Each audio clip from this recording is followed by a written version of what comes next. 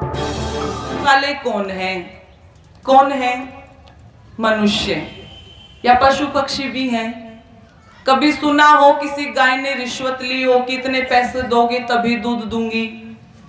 किसी कुत्ते ने रिश्वत ली हो? ये जितने भी पाप के काम है ये सारे के सारे मनुष्य करता है। समाज को बिगाड़ने का काम यदि कर रहा है तो ये केवल और केवल परमात्मा की सर्वश्रेष्ठ रचना माने जाने वाला ये मनुष्य कर रहा है। अब इसका दूसरा पक्ष उठा करके भी यदि देखते हैं कि इन सारे की सारी बुराइयों को दूर कौन करेगा? क्या गाय कर देगी? क्या भैंस कर देगी? क्या गधा कर देगा? क्या घोड़ा कर देगा? ये नहीं करेंगे। बुराइयां यदि मनुष्य ने फैलाई है, बुराइयों को फैलाने वाला यदि मनुष्य है, तो उन समस्त बुराइयों को दूर करने वाला भी मनुष्य ही है और कोई कर नहीं सकता। आज वर्तमान समय में जब आप घर से बाहर निकल के देखते हैं या टीवी चैनल को खोल के देखते हैं तो आपको आधी दुनिया धार्मिक दिखाई देगी, आधी से भी ज्यादा दिखाई देगी कि नहीं दिखाई देगी? अलग अलग त्योहार, एक खत्म होता है तो दूसरा, कावड़ शुरू हो जाती, कावड़ खत्म हो जाती है तो कोई छठ पूजा आ जाती है, छठ पूजा खत्म होती है तो कोई गणेश चतुर्थी आ जाती है, गणेश चतुर्थी खत्म होती है तो कोई दुर्गा अवसर आ जाता है, कभी नवरात्रे, कभी कुछ कभी कुछ कभी कुछ, ये सब चलता रहता है और इनके ऊपर करोड़ों करोड़ों अरबों अरबों रुपए बहाए जाते हैं धर्म के नाम पर, धर्म के नाम पर। और आज जितना झगड़ा धर्म को लेकर के है, जितना झगड़ा ईश्वर को लेकर के है, उतना झगड़ा किसी और बात को लेकर के नहीं है, नहीं है। अब मैं आप लोगों से प्रश्न करूं, आप आज से 50-60 साल पहले पहुंच जाइए आप, तब मंदिर अधिक होते थे या आज अधिक है? आज अधिक है। पहले मस्जिदें अधिक होती थी या आज अधिक हैं? आज अधिक हैं। ये जितने भी गुरु घंटाल बैठे हैं धर्म का प्रचार करने के लिए, पहले अधिक थे या आज अधिक हैं?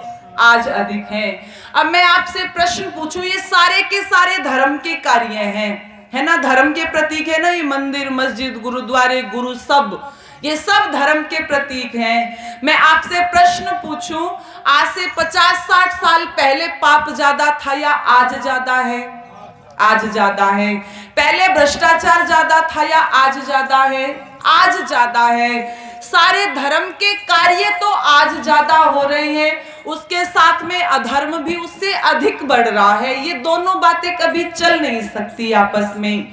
जहां धर्म होता है वहां पर अधर्म को रहना नहीं चाहिए। जब अंधेरा होता है, जब प्रकाश आ जाता है तो अंधकार स्वतः भाग जाता है, अंधकार स्वतः भाग जाता है। तो पता लगता है कि कहीं ना कहीं तो गड़बड़ है, या तो धर्म का प्रचार करने वालों में गड़बड़ है, या धर्म की बातें बताने वालों में गड़बड़ है, या फिर सुनने वालों में गड़बड़ है। तीन ही तो चीजें हैं और तो कोई है ही नहीं। इन तीनों चीजों में कुछ ना कुछ तो गड़बड़ है। लेकिन निवेदन कर दूं, यदि वास्तविक धर्म की स्थापना की होती, प्रचार किया होता, तो आज ये स्थिति नहीं होती। धर्म के लिए तो योगीराज कृष्ण भी लड़े थे कि नहीं लड़े थे? धर्म के लिए ही तो लड़े थे योगीराज कृष्ण। जब उनके जीवन को पढ़ करके देखते हैं कैसे नीतियां चला करके योगीराज कृष्ण ने पांडवों को विजय दिला दी थी। यदि योगीराज कृष्ण ना होते तो पांडव जीत नहीं पाते महाभारत का युद्ध। और पहुंच जाइए कैसी नीतियां थी योगीराज कृष्ण की। आज हम गीत तो गा रहे हैं, रामा रामा हरे हरे और हलवा चाटो पड़े पड़े, इनके अलावा कुछ नहीं हो रहा इनके नाम पर, केवल यही हो रहा है। आर्य समाज कह कह करके मर गया कि तुम राम को मानो, योगीराज कृष्ण की मानो, लेकिन लोगों ने मंदिरों में जाकर के घंटियां तो बजाई, राम को तो माना लेकिन राम की एक नहीं मानी। योगीराज कृष्ण को तो माना लेकिन योगीराज कृष्ण की एक नहीं मानी। यदि मानते तो ये दुर्गति नहीं होती इस हिंदू जाति की जो आज वर्तमान समय में हो गई है, ये दुर्गति ना होती। तो आओ पहुंच जाइए महाभारत के युद्ध में कि कैसी नीतियां चलाई थी योगीराज कृष्ण ने। कि कर्ण जैसा धनुर्धारी खड़ा है जिसकी चर्चा कर रहे थे ना कि सबसे बड़ा दानवीर, सबसे बड़ा दानवीर, जिसने अपने जीवन में इतना दान दिया, जिसको आज दानवीर कर्ण की उपाधि दी जाती है। कोई बहुत अधिक दान दे दे तो दो ही व्यक्तियों का नाम आता है, या तो भामाशाह की उपाधि देते हैं जिन्होंने महाराणा प्रताप के सामने अपनी सारी संपत्ति न्योछावर कर दी थी, और या फिर कर्ण का नाम आता है कि कर्ण जैसा दानी है वो। तो कर्ण खड़ा हुआ है सामने युद्ध भूमि में, और कर्ण के रथ का पहिया धस जाता है रेत के अंदर। जब ये स्थिति होती है तो कर्ण शल्य से कहते हैं, जो उनका सारथी था, कि शल्य रथ का पहिया निकालो। शल्य कहता है नहीं निकालूंगा, खुद निकाल। नहीं निकालूंगा, दासी पुत्र है, तेरा नौकर नहीं हूं, तू निकाल जाकर के। पहिया निकालने के लिए कर्ण नीचे उतर जाता है, और जब ये देखता है तो योगीराज कृष्ण इशारा करते हैं अर्जुन की तरफ कि अर्जुन अपना बाण उठा और चला। जब ये स्थिति देखी थी तो कर्ण ने कहा था, कृष्ण ये धर्म नहीं है, ये अधर्म है। तब योगीराज कृष्ण ने एक बात कही थी, कर्ण तुम्हारे मुख से ये धर्म की बात शोभा नहीं देती। क्यों नहीं देती, इसका वर्णन बाद में करूंगी। तब कर्ण क्या कहता है, जब योगीराज कृष्ण ने इशारा कर दिया था अर्जुन की तरफ, और क्या बेमौल जी ने लिखी थी बहुत सुंदर पंक्तियां, रथ के पहिए धसे रेत में, वीर कर्ण घबराया।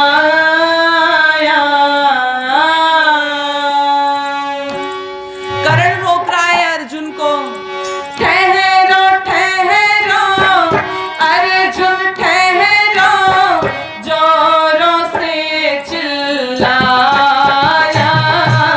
रथ के पहिए धसे रेत में, वीर कर्ण घबराया।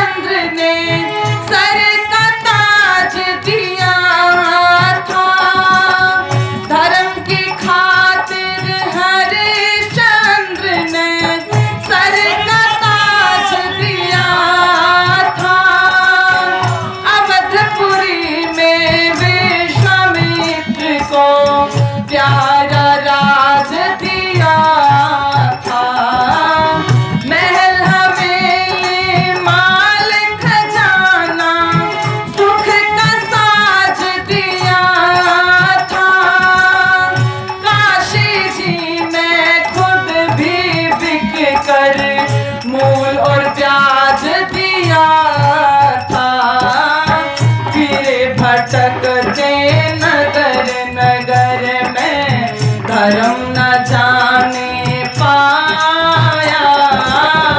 ठहरो ठहरो अर्जुन ठहरो, जोरों से चिल्लाया।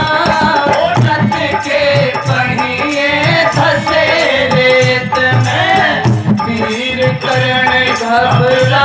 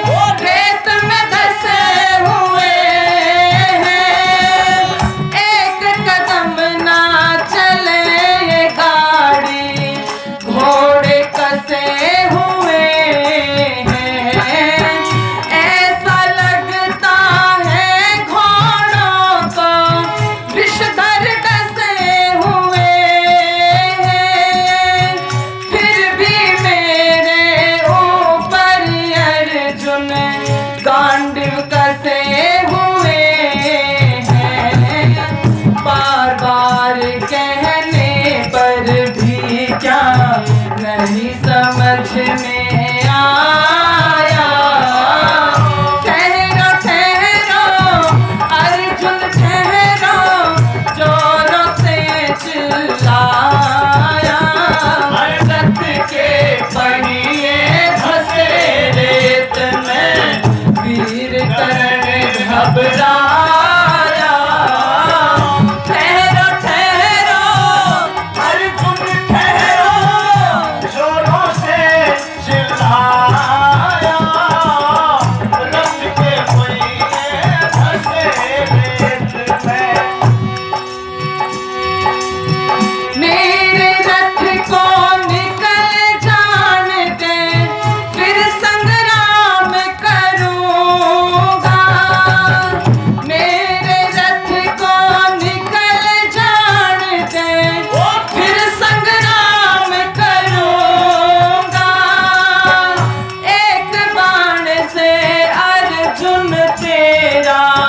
काम तमाम करूंगा, रणधीरों में देखना अर्जुन अपना नाम करूंगा।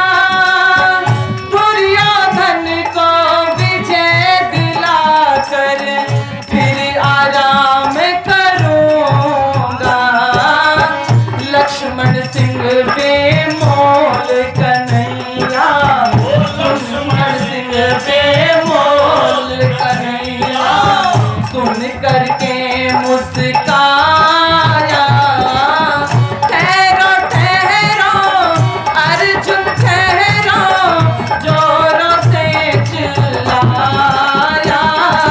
रथ के पहिए धसे रेत में, वीर कर्ण घबराया।